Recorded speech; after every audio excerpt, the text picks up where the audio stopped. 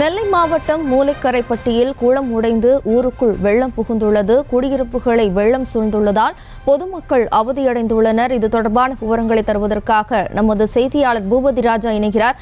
வணக்கம் பூபதி ராஜா, கள நிலவரங்களை பதிவு பண்ணலாம். ஜெயஸ்ரீ வணக்கம். அதாவது நெல்லை மாவட்டம் நாங்குநேரி தாலுகாவில் மூலைக்கரைப்பட்டி பேரூராட்சியானது நெல்லை மாவட்டத்திலேயே அதிகப்படியான மழை பொழியும் இடமாக இருக்கிறது. கடந்த 2 நாட்களாக இங்கு கனமழை பெய்து வரும் நிலையில் கடந்த 3 நாட்களில் இன்று காலை நிலவரப்படி 75 சென்டிமீட்டர் மழை பதிவாகி இருக்கிறது.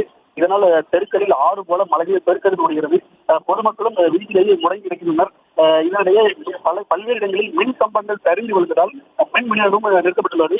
இதனிடையே மூலைக்கரைப்பட்டி அருகே உள்ள எடுப்பல் கிராமத்தில் உள்ள எடுப்பல் குளமானது பெருகி குளம் உடைந்துள்ளது. குளம் உடைந்து வெள்ளமானது ஊருக்குள் புகுந்ததால் மக்கள் அவதியடைந்துள்ளனர்.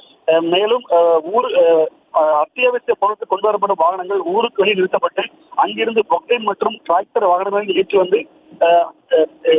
அந்த பொருட்கள் மக்களுக்கு விநியோகம் செய்யப்பட்டு வருகிறது. மேலும் குளமானது உடைந்து விட்டதால் விளைநிலங்களுக்கு தண்ணீர் போவதில் பல நூற்றுக்கணக்கான ஏக்கர் விளைநிலங்கள் வெள்ளத்தால் பாதிக்கப்பட்டுள்ளன. செய்திகளை உடனுக்குடனும் துல்லியமாகவும் தெரிந்து கொள்ள சப்ஸ்கிரைப் பண்ணுங்க.